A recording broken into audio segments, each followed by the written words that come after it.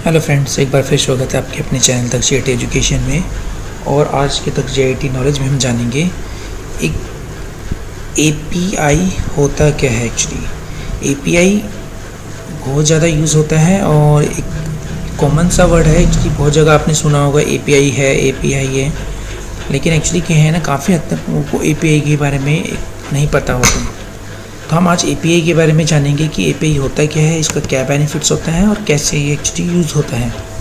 तो सबसे पहले हम एपीआई की फुल फॉर्म जान लेते हैं। जो एपीआई की फुल फॉर्म होती है फ्रेंड्स, वो होती है एप्लीकेशन प्रोग्रामिंग इंटरफेस, इसे बोलते हैं एपीआई। अब एपीआई होता क्यों यूज़ करते हैं, पहले इसको थोड़ा सा हम जान लेते हैं। फ्रेंड्स, एपीआई जो है एक प्रकार का इंटरफेस होता है। कहने का मतलब ये है कि एक प्रकार का सॉफ्टवेयर है और प्रोग्राम है जो क्या करता है, एक सॉफ्टवेयर को दूसरे सॉफ्टवेयर के साथ जोड़ता है, या एक वेबसाइट को दूसरी वेबसाइट के साथ जोड़ता है, या एक एप्लीकेशन को दूसरी एप्लीकेशन के साथ जोड़ता है। अब जनरली क्या है कि एपीआई बहुत सारे कुछ प्रोटोकॉल्स, कुछ फंक्शंस, कुछ प्रीडिफाइंड ऑब्जेक्ट्स वगैरह को यूज़ करता है, जिनकी हेल्प से हम एक सॉफ्टवेयर को दूसरे सॉफ्टवेयर से कनेक्ट कर सकते हैं, या एक वेबसाइट को दूसरी वेबसाइट से कनेक्ट कर सकते हैं, जिसे हम बोलते हैं एपीआई। तो एप्लीकेशन प्रोग्रामिंग इंटरफेस यानी ऐसा इंटरफेस जिसके द्वारा हम किसी दूसरी वेबसाइट को एक वेबसाइट से दूसरी वेबसाइट से जोड़ सकते हैं, और एक सॉफ्टवेयर से दूसरे सॉफ्टवेयर से जोड़ सकते हैं, या एक एप्लीकेशंस को दूसरी एप्लीकेशन के साथ कनेक्ट किया जा सकता है। इसलिए एपीआई का यूज़ किया जाता है। अगर इसको और थोड़ा डीपली समझते हैं तो इसको एक एग्जांपल से समझ लेते हैं। आपको जैसे पता है कि देखो, आज के टाइम में डिजिटल बहुत ज़्यादा यूज़ होता है। डिजिटल है क्या? डिजिटल मतलब हर चीज़ें हम ऑनलाइन लेके जा रहे हैं और हम डिजिटल बोलते हैं। कोई भी चीज़ फिजिकली नहीं रह गई, हम उसे कंप्यूटर के थ्रू यूज़ कर लेते हैं। अब जैसे एग्जांपल के लिए लेते हैं थोड़े से कि डिजिटल वर्ल्ड्स का सबसे पहला इफेक्ट हम छोटा सा एक देखते हैं।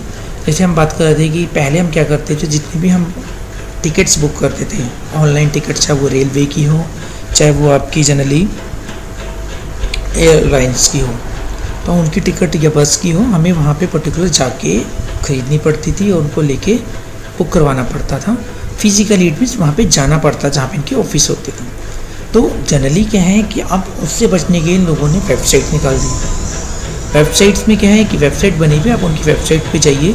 जैसे कि मान लेते हैं हम रेलवे की टिकट बुक करवाना चाहते हैं, तो जनरली हम जो वेबसाइट यूज़ करते हैं वो ये वाली यूज़ करते हैं, irctc.co.in। यहाँ पे अपना अकाउंट क्रिएट करना होता है। अकाउंट क्रिएट करने के बाद अपने यहाँ पे टिकट बुक करवा सकते हो, ठीक है। अब ये हमने यहाँ बुक करवा दी, ठीक है। ये डायरेक्ट वेबसाइट्स होती है हमारी गवर्नमेंट की, जिसके अंदर हम यहाँ बुकिंग करवा लेते हैं। पर एक्चुअली अब यहाँ पे एपीआई का क्या रोल है? एपीआई का रोल क्या है कि एपीआई ने कुछ ऐसे फंक्शंस निकाले हैं, या कुछ मेथड्स होते हैं प्रीडिफाइंड पहले से ही, जो क्या करेंगे, हम किसी भी यूज़र को मालूम की वेबसाइट नहीं पता, लेकिन जनरली कुछ वेबसाइट बड़ी फेमस है, जैसे आप जानते हो मेकमाईट्रिप.com, रेडबस, ये सारी के हैं ऑनलाइन बुकिंग करती है, रिजर्वेशंस करती है। तो इनकी वेबसाइट को नहीं जानते IRCTC को, तो उसकी जगह क्या करते हैं, मेकमाईट्रिप.com पे चलते हैं। उस पर चलने पे क्या होगा कि हम उसकी पे जाएंगे, अपनी लॉगिन करेंगे, लॉगिन करके उस पर अपने टिकट बुक कर लेंगे। वो जो टिकट बुक करेंगे वो ऑटोमेटिकली रिफ्लेक्ट करेगी किससे, इस वेबसाइट से, यानी ऑटोमेटिकली चेंज। अब क्या है कि जो एक्चुअल डिटेल्स है वो तो किसके पास है, IRCTC के पास है, कि भाई इतनी टिकट बुक हो गई है, इतनी नहीं हुई है। तो वो रियल टाइम में वर्क करती है और वो ऑटोमेटिकली किससे कनेक्ट होती है, मेकमाईट्रिप.com या उसके अलावा और भी जितनी वेबसाइट्स हैं जहाँ से हम टिकट बुक कर सकते हैं। वो टिकट जैसे ही बुक हो जाएगी आपकी, वो ऑटोमेटिकली रिफ्लेक्ट हो जाएगी यहाँ पे। ये सारी डिटेल तो एक्चुअली है किसके पास, मेन वेबसाइट्स के पास, लेकिन वो सारी एक दूसरे से किसकी वजह से कनेक्ट है, एपीआई की वजह से। तो एपीआई क्या है, एक इंटरफेस प्रोवाइड कर रहा है, जिसके हेल्प से क्या है, एक वेबसाइट जो हमारी IRCTC की है वो मेकमाईट्रिप.com से कनेक्ट है। तो जो भी हम वहाँ पे करेंगे ऑटोमेटिकली वो चेंजेस यहाँ पे आ जाएंगे। तो इस तरीके से एपीआई इनके बीच में एक लिंक प्रोवाइड करता है यहाँ पर, यानी कि इंटरफेस प्रोवाइड कर रहा है, जिसे वो हम बोलते हैं एपीआई, ठीक है फ्रेंड्स। तो ये देखा हमने, एक वेबसाइट से दूसरी वेबसाइट्स में इस तरीके से वो कनेक्टिविटी प्रोवाइड करते हैं, इंटरफेसिंग प्रोवाइड करते हैं। अब एक दूसरा एग्जांपल समझ लेते हैं। जैसे आपने देखा होगा, हम कई बार सर्फिंग करते हैं, हम जैसे कोई मूवी डाउनलोड कर रहे हैं, कोई सॉफ्टवेयर डाउनलोड कर रहे हैं, तो वहाँ पे जब हम जाते हैं तो हमारे से वो बोलते हैं कि भाई आप लॉगिन कीजिए, क्योंकि आप वैलिड यूज़र होने हो, वो अपनी फॉर्मेलिटीज़ पूरी करते हैं, क्योंकि बिना लॉगिन के आजकल आपको पता है आप कुछ भी डाटा नहीं ले सकते, तो आप वहाँ पे लॉगिन करने के लिए कहते हैं। तो आपने वहाँ पे कई बार ऑप्शन देखा होगा, वो लॉगिन करने के कई सारे ऑप्शन प्रोवाइड करते हैं, जिसमें से ज़्यादातर फेमस क्या है, या तो आप अपने गूगल अकाउंट से कर लो, या जनरली आप क्या कर लो, फेसबुक से लॉगिन कर लो। अब API में जैसे अब मैं आपको थोड़ा सा दिखा देता हूँ, मेक माई ट्रिप पे चलते हैं एक बार ज़रा। मेक माई ट्रिप पे आप देख सकते हो यहाँ पे क्या लिखा, लॉगिन एंड साइनअप, ठीक है। तो यहाँ पे लॉगिन साइनअप पे क्या देख रहे हो, लॉगिन करना है तो आप फेसबुक और गूगल से कर सकते हो।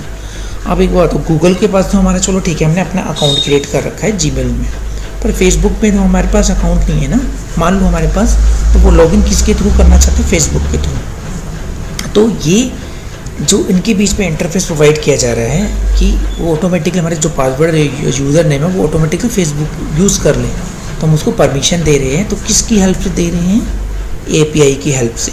तो API यहाँ पे यही काम करता है कि हम कहीं पे भी लॉगिन कर सकते हैं। तो आज के टाइम में ऐसा ज़रूरी नहीं कि जहाँ आपका सिर्फ जीमेल अकाउंट है आपको वही खोलना पड़ेगा, आप फेसबुक के अलावा आप अपने दूसरे अकाउंट भी और भी हैं जिसमें आप इजीली उसे लॉगिन कर सकते हो। तो फ्रेंड्स, तो आप पता लग गया कि आपको इसका क्या फ़ायदा होता है कि API किस तरीके से जनरली वेबसाइट टू वेबसाइट या सॉफ्टवेयर काम करता है। अब बात कर लेते हैं कि वैसे तो हमारे, अगर हम बात करें तो कई तरीके के जो है ना हमारे पास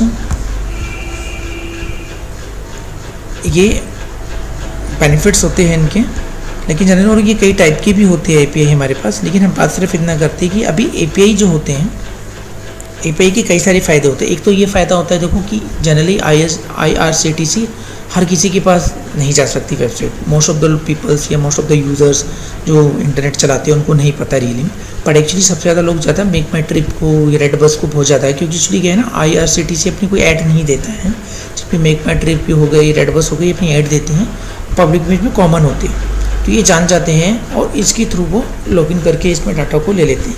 अब इनको मेक माई ट्रिप वालों को क्या फ़ायदा होगा, जो हमारे को पर्टिकुलर उसी अमाउंट में हमारे को ये जनरली दे रही है। जनरली क्या है, IRCTC वाले उनको एक कमीशन देते हैं, यानी उनको फ़ायदा होता है कमीशन का। अब जैसे फॉर एग्जांपल मान लो आपने सैमसंग का टीवी है, सैमसंग टीवी बना रहा है, एक्चुअली बेच मैं रहा हूँ, तो वो मैं जो बेचूंगा उसको मेरे को एक पर्टिकुलर जो कमीशन होता है उनके बीच में जो एक पर्टिकुलर हमारा अमाउंट तय हुआ है कि भाई मुझे 7,000 का टीवी देगा और मैं 8,000 का बेच दूँगा, तो इट मीन्स क्या हुआ, वो मेरा कमीशन, वो मेरी इनकम है। ऐसी जितनी भी वेबसाइट्स होती है ये सारी करती क्या है, यही कमीशंस कमा रही होती हैं। तो ये होता है इसका एक्चुअली फ़ायदा। दूसरी बेनिफिट की अगर हम बात करें तो देखो हमारे को सबसे इंपॉर्टेंट चीज़ क्या होती है, वेबसाइट या किसी सॉफ्टवेयर में जब हम लिखते हैं या अपना अपडेट कोई कर देता है, वो ऑटोमेटिकली उस चीज़ को अपडेट कर देता है, हमारे को बार बार वहाँ पे जाना नहीं पड़ता, बार बार इन्फॉर्मेशन हमारे को प्रोवाइड नहीं करनी पड़ती। इसका एक सबसे बड़ा फ़ायदा ये भी होता है। और दूसरा क्या है, एक सॉफ्टवेयर दूसरे सॉफ्टवेयर से ऑटोमेटिकली कनेक्ट हो जाता है, जिससे हमारे को क्या है, हमारी इन्फॉर्मेशन बार बार उसके अंदर रिपीट नहीं करनी होती, ठीक है ना। तो ये फ़ायदा हो जाता है इससे कि ईज़िली आप उससे कांटेक्ट कर सकते हो और अपनी इन्फॉर्मेशन ईज़िली बिना किसी हैकिंग हुए या रिलीज़ हुए कोई हमारे इन्फॉर्मेशन रीड ना करो, वो ऑटोमेटिकली रिजॉल्व हो जाती है। तो ये फ़ायदा होता है इसका API का होने का। तो API बहुत बेस पे अलग अलग टाइप्स की होती है, कोई हार्डवेयर बेस होती है, कोई वेब बेस होती है, तो कोई एप्लीकेशन बेस होती है, कोई ऑब्जेक्ट बेस होती है, ऑब्जेक्ट रिमोट बेस होती है, तो बहुत सारे टाइप्स होते हैं। लेकिन आज हमने जाना कि API किस तरीके से यूज़ होती है और API का इतना ज़्यादा स्कोप क्यों है और API किस तरीके से यहाँ पे काम कर रही होती है। फ्रेंड्स, आई होप आपको वीडियो पसंद आई होगी कि API होता है कि आपको पता लग गया होगा। फिर भी अगर आपको छोटा मोटा इटमीन्स कोई डाउट हो तो यू कैन कमेंट मी, तो आप मुझे कमेंट कर सकते हैं। और अगर मेरे चैनल पे नए हैं तो प्लीज़ सब्सक्राइब जरूर कीजिए और शेयर करना बिल्कुल ना भूलें। Thank you very much, have a nice day.